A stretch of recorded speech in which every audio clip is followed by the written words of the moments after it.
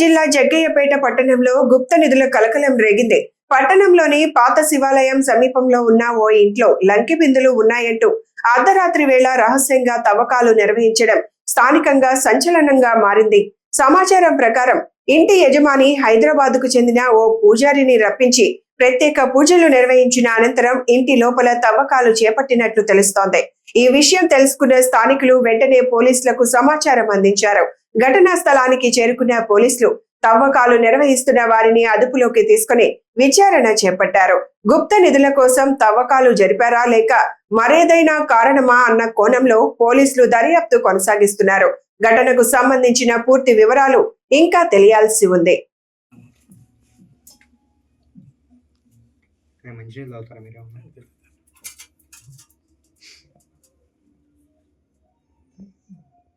మొత్తం కుంగిపోయింది. తెలుసండి ఇంట్లో ఏం జరుగుతుంది.